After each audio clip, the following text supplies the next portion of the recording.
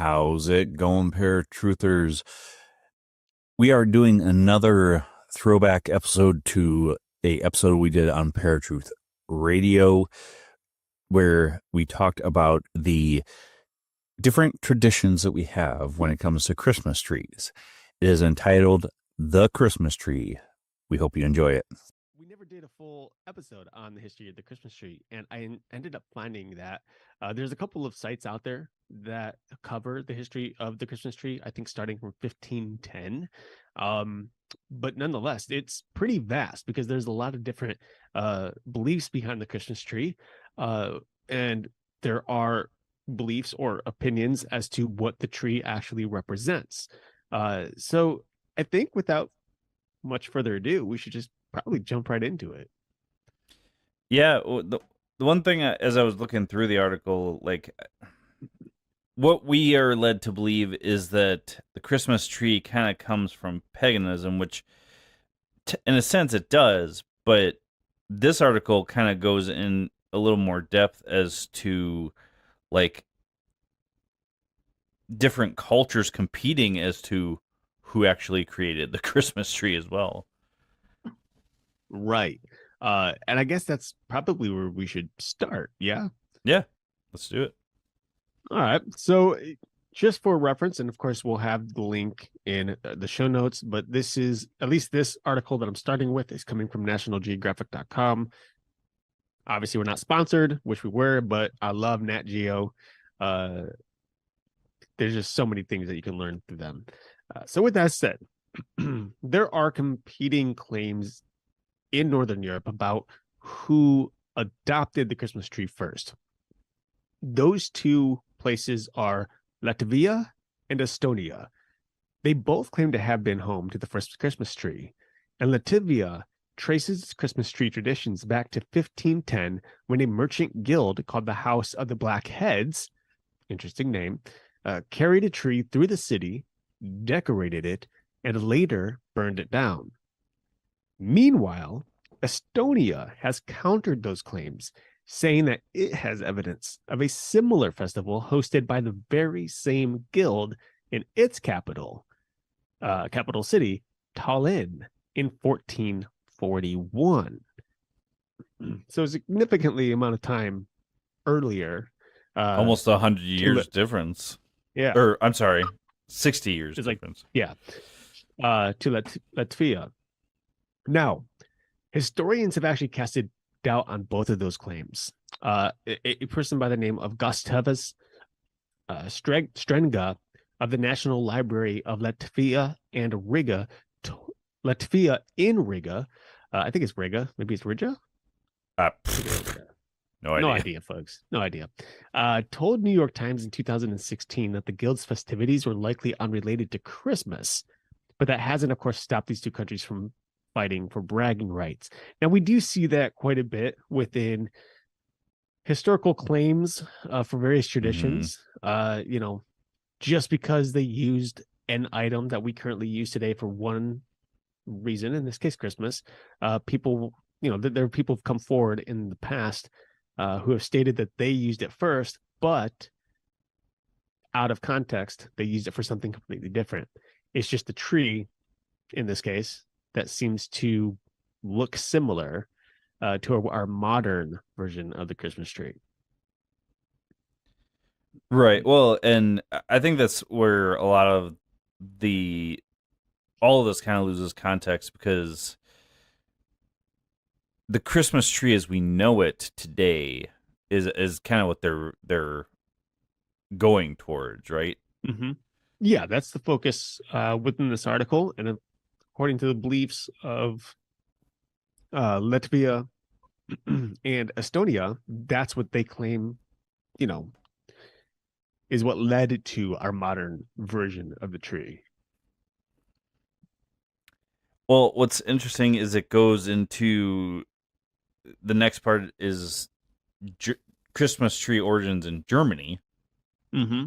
And it's looking through this article when you sent it to me, I just started laughing because it's like almost every country you can think of in history prior to the U.S. wants to lay claim to it. So, um, this part is interesting that instead Cusack says it's more likely that the Christmas tree as we know it was actually born in Alsace region during the 16th century, now part of France, but it was German territory at one point. Historical records indicate that a Christmas tree was raised in Strasbourg Cathedral in 1539. Now, take note of that because it's actually later than Latvia, and that the tradition has grown so popular throughout the region that the city of Freiburg banned felling trees for Christmas in 1554, meaning they outlawed cutting down Christmas trees because people were getting so into the tradition. Now, folklore offers a number of different explanations for the meaning of the tree. Some suggest that it was inspired by the paradise tree, a symbol of the Garden of Eden that featured in a medieval play about Adam and Eve. Others believe the Christmas tree evolved from Christmas pyramids, wooden structures decorated with evergreen boughs and religious figures. Cusack doesn't believe there's any substance to those theories. Instead, she says the Christmas tree was intended to be religiously neutral in the context of Christianity. So the tradition caught on among German families slowly evolved through the years to what we know today. Cusack says that the Protestant reformer Martin Luther, if you guys don't know who that is, very prominent person in the Christian religion, is often credited with being the first to put lights on the Christmas tree with candles rather than today's electric lights, which were invented in 1882 after a nighttime stroll through the forest with twinkling stars above. German immigrants took these traditions with them as they resettled in other countries. By the 18th century, Cusack says, Christmas trees were all over Europe. So right now, it looks like Germany has the claim. That's what it seems. Now, what's interesting though is like with the folklore. I mean, this only indicates two pieces of folklore in which this tree represents, and that is, of course, as you had said, the idea of the symbol of the Garden of Eden. Jeez, the Garden of Eden. I keep on saying the Garden of Evil, which I mean technically is probably right. Inagata Davida. Yeah. And then the other being the Christmas tree evolved from Christmas pyramids. There's yet a third belief in Christian tradition that the Christmas tree is actually a representation of the prelude to Christ's sacrifice on a tree, because the scripture says that his arms are outstretched upon a tree. And so a lot of people will use that.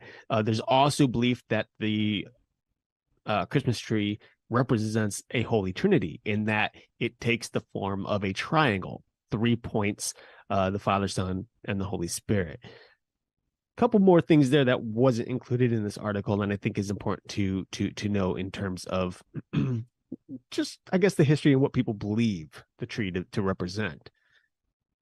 Now, the trees actually, despite supposedly being, I guess, having its origin within Germany, it didn't really take full root, because it says that in Germany it kind of spread throughout Europe, but that's not entirely accurate according to this article either, because it claims that the United Kingdom didn't really become trendy with trees until a little bit later.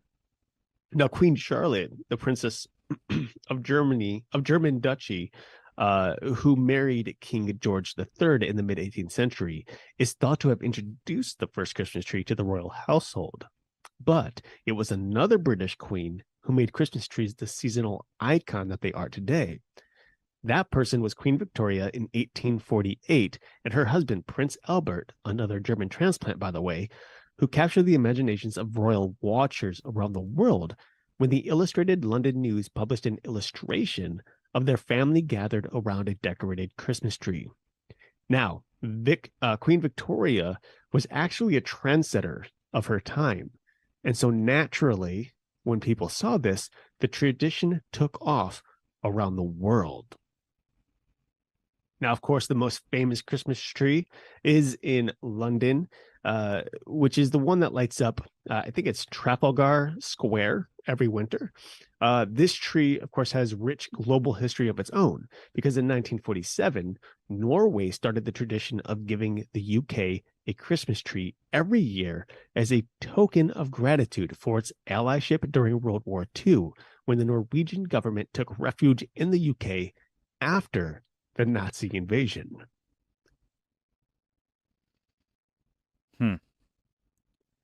So kind of like how France gave the Statue of Liberty to the U.S. Right, sort except, of. They do it every year. Right. One. Yeah. Right. Can you imagine if we just had God, it's new Statue of Liberty every year. one Statue of Liberty in every city of America. New York, or just Every in New major York city. Bay, and New York Bay would just be filled with statues of Liberty. There would be no more water. That's all it is. It's just a monument. New York City's just a monument. It's not a place of business. Oh man. So, with that tradition from Germany and the UK adopting this, of course that came to the US in the 18th century, with the immigrants from Germany coming here and then bringing this tradition along. And I think everybody can say the most famous Christmas tree in the U.S. is the Christmas tree in Rockefeller Center. Mm-hmm. And I think to this day, I still haven't been able to see that tree in person, but I think every person watches the lighting of this tree, even if you have to catch it on YouTube or something, just because of how fascinating it really is, the first lighting. Something that I found really interesting, it talks about New Year's trees in Russia, but I scrolled down and found Antarctica's scrap metal Christmas tree. And I was like, I mean, the South Pole doesn't get the notoriety that the North Pole does this time of year. So it's so fascinating to me that Antarctica has its own Christmas tree tradition.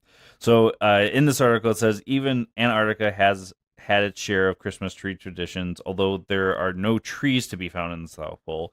In 1946, crew members aboard a U.S. Navy expedition to Antarctica celebrated Christmas at sea by tying a spruce tree from Canada to their mast. More than half a century later, researchers based at the U.S. Amundsen Scott South Pole Station created a Christmas tree out of scrap metal, complete with custom ornaments. Although the tradition briefly carried on, the ironworkers adding new adornments each year, the National Science Foundation says the scrap metal tree is no longer part of the Christmas celebrations at the Antarctic Research Station, which makes sense because who knows how many people were getting frostbite or freezing trying to keep this thing up. Mm-hmm. Or who, Antarctica, down at these stations, in this case, it was based at the U.S. Amundsen, but I'm sure there was like I don't know, some sort of thing in regards to discrepancy on people's beliefs. And so because there's so many different kinds of people that are working down there, that might have been one reason why they got rid of them. That could be. However, one other thing that I thought was really, there's a lot of things that I thought was interesting, but this next one actually originally in my research kept coming up as being the first official segue into the Christmas tree. Now that according to this article and one other, has kind of been sidelined, but you guys kind of decide for yourself, because there were once Christmas boats in Greece, and now people believed, scientists believed initially that Christmas boats, or boats that were decorated, kind of like Christmas trees, were the original form of the Christmas tree before being docked on land and becoming what we know today. Now, in Greece, people once decorated Christmas boats rather than trees in honor of St. Nicholas, the country's patron saint and protector of sailors. Not only would families place small wooden boats inside their homes to symbolize a welcome return from life at sea, but lighted boats took the place of honor in public squares of cities such as Thessaloniki. Okay. Now, of course, in modern days, however, the Christmas boat has been eclipsed by the Christmas tree, as I've stated. But such boats can still be spotted in some island communities. On top of that, depending on where you go to any large city, country that's bordering, a lake, a river, a large river, the ocean, you're bound to see multiple boats that are just decked out in lights. Now, maybe they don't take on the same meaning as what these Christmas boats did, but I'm fairly confident that it transitioned over to this pretty kind of, some would say, romantic way of taking a boat ride that's decked out in lighting these days. And I know I've seen a couple of those down in Savannah when I was down there. They just up and down the river, you see boats like that. And so here's the question, and I don't know if you saw this in the other article that you saw this on. Does this kind of happen more in more warmer climates? The boats? Yeah, the decorated boats. Like originally or like nowadays? Just even today. Yeah. Yeah, I mean, I don't know. I can't say that for sure. I mean, I know there's nothing in Cleveland that I know of. Well, that's why I'm asking, because I know we don't do it here in North Dakota here just because the frigid temperatures. So yeah, no, I don't know. I mean, definitely nothing here. Like I said, I've seen them in Savannah. But I think it's really just, I don't know. I guess it's where I'd imagine that there's more of it in huge ports or waterways. So Savannah being one of the huge ports of the U.S. Okay. You might see the same thing in New York. Also, I would say possibly on the West Coast, especially maybe around San Francisco. But I know I haven't seen much in the L.A. area, so don't know. Well, this article just kind of hops all over the place, folks. So bear with us, because that's kind of how we're doing it too. I'm gonna skip the Scandinavian one right now because I found this one and it's so much more hilarious than the Scandinavian plundering of Christmas trees. It's called Pooping Logs of Catalonia. And one tree adjacent tradition in Catalonia's Tio de Nadal, a hollow log with a painted face that families bring into their homes in the weeks leading up to Christmas. Children are expected to care for the Tio de Nadal by wrapping it in a blanket and leaving food and water out at night.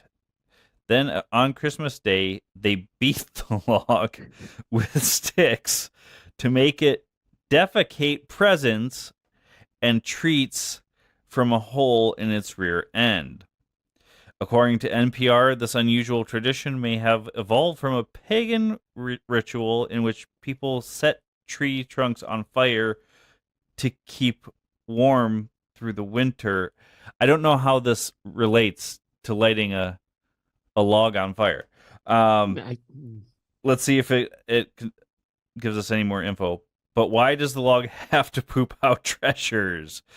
Cusack says that may be related to the Caganer, the figure of a defecating peasant in Catalan nativity scenes who represents the world turned upside down when it's at certain times, the poor or disenfranchised are celebrated and the lofty brought low. Cusack explains, the idea is that the feces fertilizes the earth, and the Kaganer embodies civil virtues. But the true origins of this Catalan ritual remain shrouded in mystery, and much like other Christmas tree lore, may be lost to time. Now, that they're talking when they're talking about lighting the log and it being connected to pagan ritual, that's the Yule log, if you guys don't know. But it fascinates me that somehow, somewhere, it got translated into this tree should poop things out, because in other lore in a nativity scene, there's this guy just pooping. Like, can you imagine just like, let me go set up my nativity scene on my mantle or something. Oh, here's the little guy with a little turd hanging from his butthole. We're just going to place him right here next to Jesus. That should work. Oh, it's so odd. Yeah. And we're not laughing at people's traditions, folks, but that's the first time I've ever heard of that. I don't know about you, but I mean, I know, but I see little versions of it, and I don't know if you can just buy these because I kind of want a pooping log now. I mean, it's a happy looking log. Well, I mean, yeah, they paint a super happy face on it, but the picture that they show, though, isn't like a hollow log. It almost looks like a bench or something. Well, we don't know because it's being respectful, not showing us its back end, I guess. So I don't know. I mean, that'd probably be too much for this particular version of the internet that is National Geographic. Can't show a defecating log. That would be, there's children who come onto this website. The last thing we'll talk about then is the tree plundering in Scandinavia. So, since the 17th century, Scandinavian families have dedicated a feast day to plundering their Christmas trees for sweets before throwing them out. Observed on January 13th, St. Knut's Day is named for King Canute, who ruled in the 11th century. Primarily celebrated in Sweden, the holiday is considered the 20th and last day of Christmas, unlike other countries where the Christmas period is 12 days long. I mean, for the record, they say it's 12 days long in the U.S., but this shit started in September, guys. Yeah. Okay? I was on my beach vacation. I stopped at a store and there were Christmas stuff, and I was like, this is not cool. I'm trying to wrap up my summer and they're already giving us Christmas. Anyway, to celebrate St. Canute's Day, families hang cookies and other treats on their Christmas trees for children to raid. Once a family has finished stripping the tree of its decorations, people sing while tossing it ceremoniously out the door. In Norway, the tree is chopped up and thrown in the fireplace instead. I mean, it's so brutal. Here's this pretty little tree. We're going to strip it naked, and then we're going to beat it, chop it up, and throw it in fire. And what?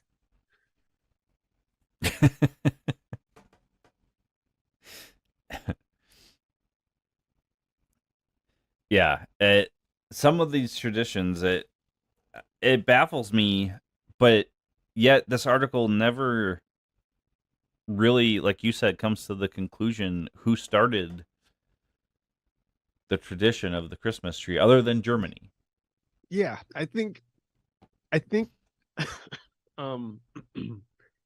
in my opinion it really originates in Germany because Latvia and Estonia, there is no facts backing up their claims. They seem to have the same claim in two different periods, so 6 years apart. But it's just word of mouth. Apparently, there is no evidence that, no hard facts that prove which country, or if either, or which city, I should say, had started it. So I do think that stating that it originates in Germany is probably a fair fact or a fair assumption, but that the UK was the one who really just made it widespread throughout the world.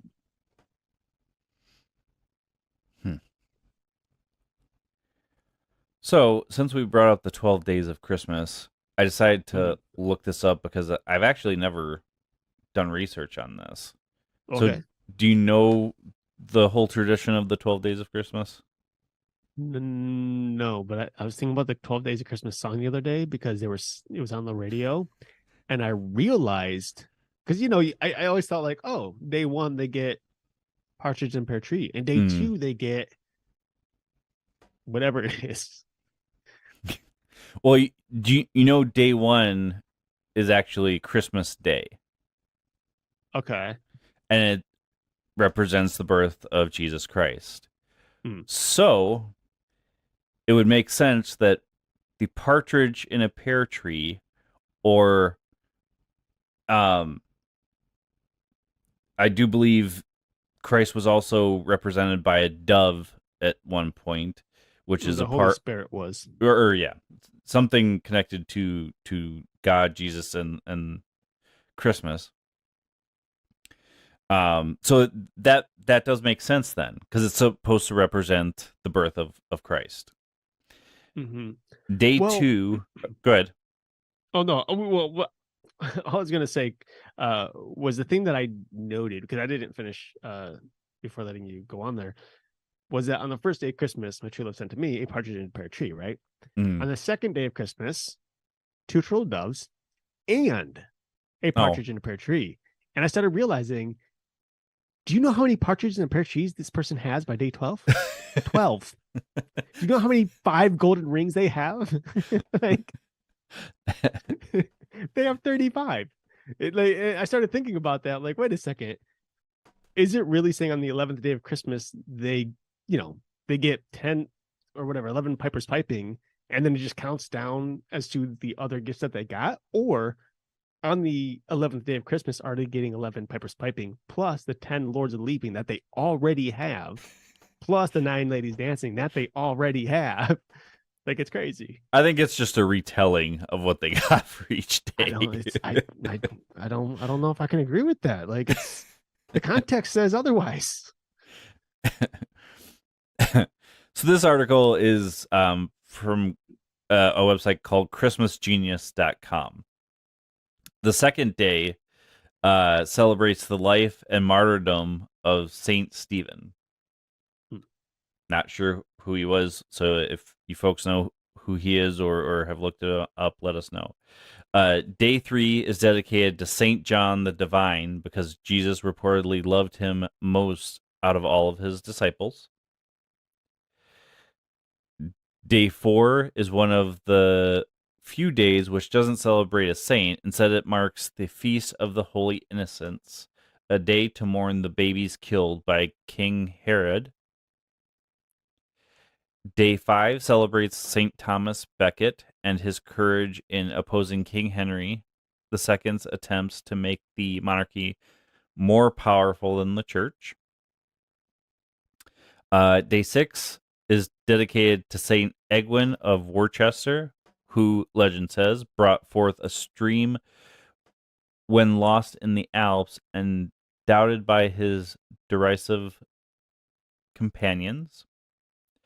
Day 7 is New Year's Eve, a time of joyous celebration both today and throughout history. It is also a time to commemorate Pope Sylvester I, a Catholic leader renowned for his generosity, patience, and willingness to work alongside the monarchy. In Germany, Israel, Austria, Slovenia, Hungary, Croatia, Poland, and many other Eastern European nations, this day is sometimes referred to as Sylvester. Day 8, New Year's Day, is traditionally a time to celebrate the life of Mary Magdalene, mother of Jesus Christ. No, Mary Magdalene wasn't the mother of Jesus Christ. No, that's not accurate. That's not correct. Day 9 remembers the deeds of two saints, Saint Gregory Nazianzen and Saint Basil the Great, close friends and doctors of the church who spent their lives tending to the sick. Day 11 is special because it was the day of Jesus naming ceremony, or christening, as it were, as we refer to it now. On this day, Jesus was officially named in the Jewish temple. It is widely celebrated, and different churches commemorate it on different days, though January 3rd is thought to be the original naming day. Day 11, January 4th, celebrates the life of the first American saint, Saint Elizabeth Seton. She is the patron saint of Catholic schools, widows, and seafarers. And day 12, January 5th, also known as Epiphany Eve or 12th night, is the final day of festive celebrations. It remembers Saint John Newman, the first American bishop. He is known for his tireless efforts to bring Catholic scriptures and teachings to wider audiences.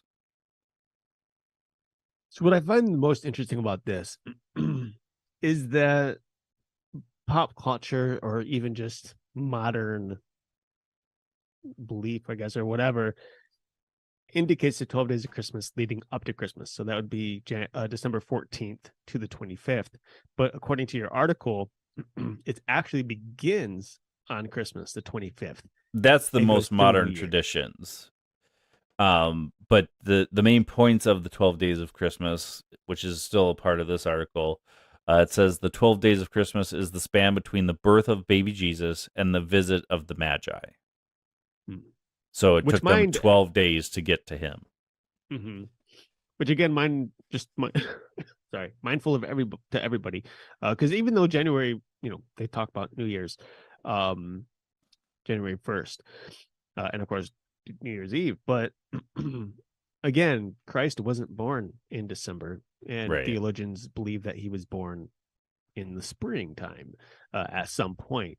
So that is something to also just a side note, because there's a lot of people who still believe that Jesus was born on December 25th, which is not accurate. And the fact is that the Catholic Church pretty much just threw Christmas on the 25th to align with pagan holidays so that it would be easier to basically convert them. Right. But even still, even though what I read is kind of like the modern day of what the 12 days of Christmas represents, this article still says, even though, we're saying the 12 days of Christmas is the span between the birth of baby Jesus and the visit of the Magi, his birth is celebrated on the 25th. So that even though pop culture wants us to believe otherwise, this is saying, yes, it actually starts on the celebrated day of Christ's birth. It doesn't say it's his actual birthday, but it doesn't really go into anything more than that as far as the main points, because it just kind of reiterates a lot of stuff. It says, also known as the 12 Tides, the 12 days of Christmas is a festivity to celebrate the nativity of Jesus. The 12 days of Christmas usually begins on the 25th day of December and runs till the 6th day of January. The last day of the 12 days of Christmas is known as the Epiphany. It is also called the Day of the Three Kings. Sometimes during the 12 days of Christmas, some families like to observe other feasts or other days set aside for the saints. So to me, truthfully speaking, we should just be celebrating the birthday.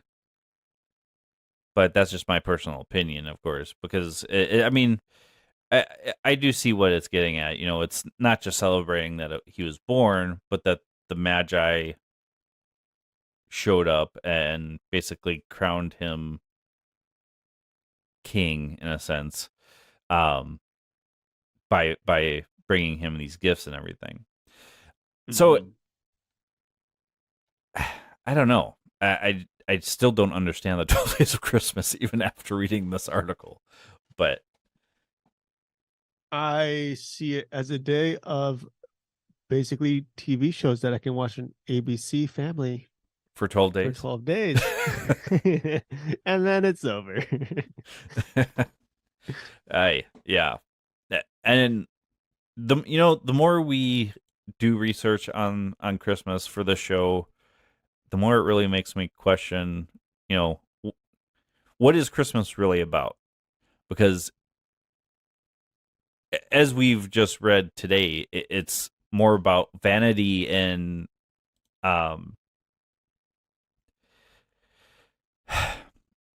commercialism, really, because we're celebrating 12 days money than we need to on gifts, basically. And then the vanity part, meaning the claim as to the original Christmas tree. Right. And that's something that's going to continue Yeah. indefinitely. Nothing's going to change that. It's But- been that way since the dawn of man, as far as I can tell, according to the history books. Right. But so out of all of the stuff we've talked about, I mean, me personally, the pooping log and then the metal Christmas tree in Antarctica are the two that are the most fascinating to me, just because I've never heard of any of it, or even like not even in normal conversation have we heard anything about these things. Mm-hmm. Yeah, no, I think the sorry. Again, guys, I'm sorry. Like, I keep doing that thing because I feel like I got a cough.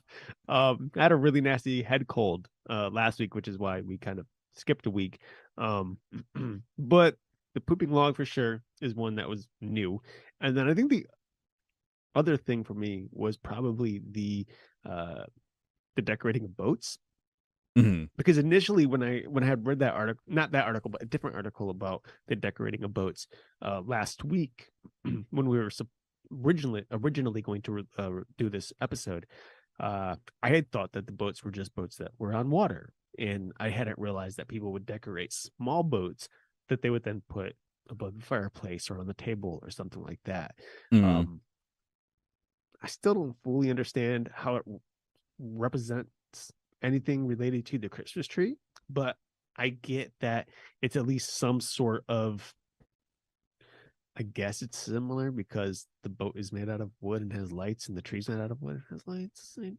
Yeah, I mean, I think that's a logical conclusion, because one thing that I mean most people don't realize is Greeks were known for the decorations that they would put on their boats as a whole. I mean, they're not the original ones that started decorating their ships, but the Greeks are one of the many that I find fascinating because of how much decoration was on their boats. Right. So it doesn't surprise me at all that there was some type of tradition like that for the holiday season. And I believe it was last episode you talked about Saturn being the original or one of the original traditions. I can't remember the name of the day. It wasn't Saturn Day. I can't remember the exact conversation, actually. Like, I recall the Saturn thing, but I can't remember what it was. The actual day is recognized as or called. But Saturna? Something like that. Yeah. Which is actually Roman, not Greek. But if you know your history, those two cultures were so close in their mythology because the Romans adopted the Greek religion. So yeah. Anything that comes to mind for how we decorate Christmas trees today? Not necessarily any research you've done, but just through the past years of doing this tradition, have you noticed anything that is different now compared to many years past, like when we were kids? I mean, I think the biggest thing for me is just the expansion of what a Christmas tree looks like in terms of shape, color, types of lighting, what time of year they're used. Because there's a house near my parents, where my parents live. They have a tree year round, and they decorate for Christmas and Thanksgiving and New Year and Easter and Valentine's Day and the 4th of July. So the tree always has something for the holiday, whatever it is for. Is it green or is it? I mean, it's yeah, the tree itself is green. It's just, Oh, 4th of July, it's decorated with red, white, and blue and has stars all over it.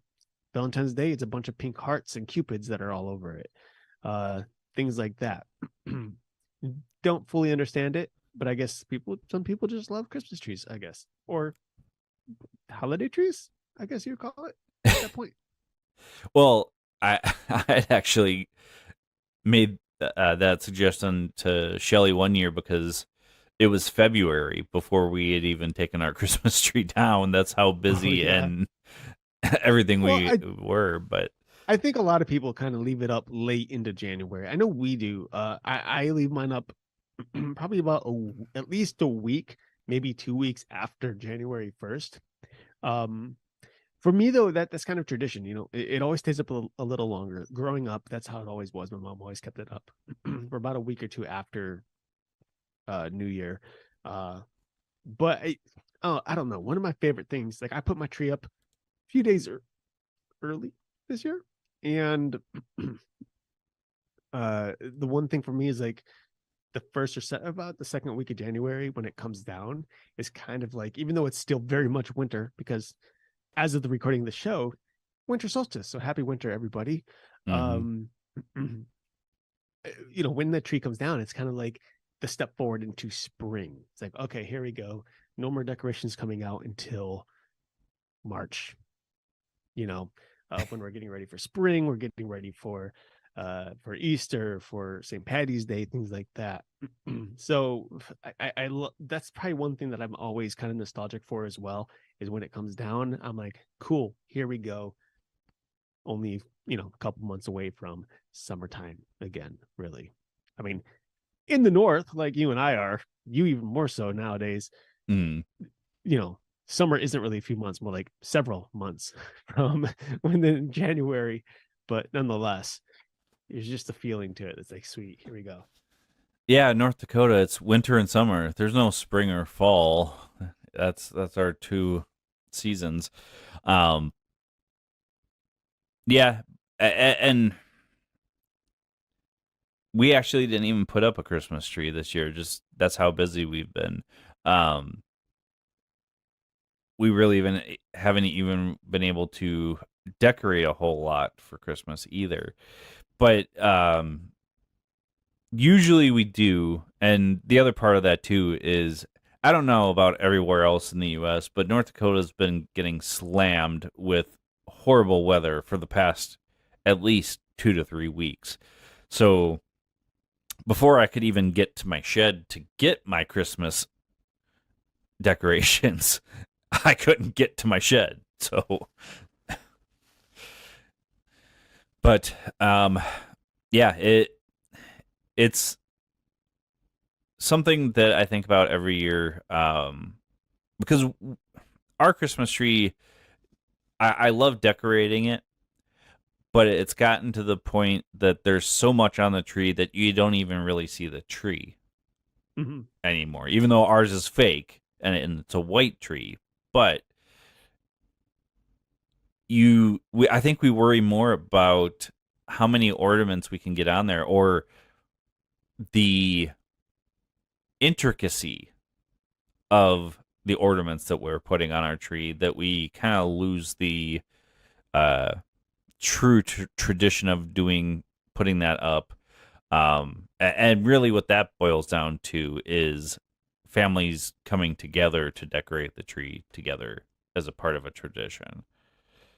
Yeah, but I feel like my mom has a ton of Christmas ornaments, and I see it more as, the more ornaments you gain over the years, the more memories you have, and each of those ornaments on a tree can represent a memory or memories of past years. That's very much the case with my mom's tree. You know, you look at it and see things from when we were, you know, baby's first Christmas, one of my ornaments, you know, stuff that I made when I was in like, you know, elementary school, stuff like that. You know, you see all this history, animals that we have on their pets.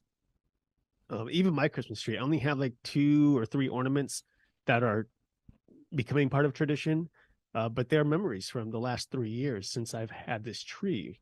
And I look at it and think, you know, yeah, some of those things are gone, like some of those elements that were in my life at one point, but it's still a reminder, like, you know, that was there. I remember those years. Those are good years.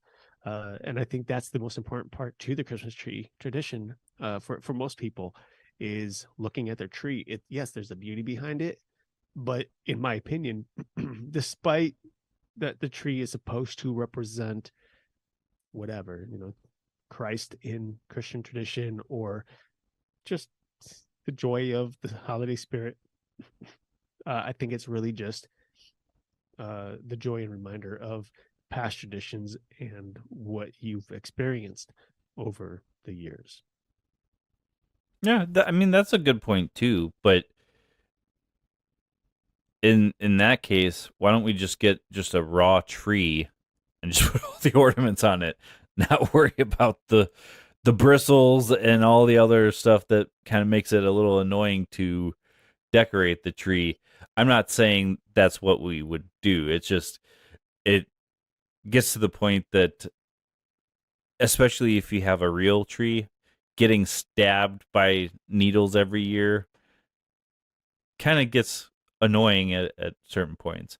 But no, yeah, what you're saying does make a lot of sense.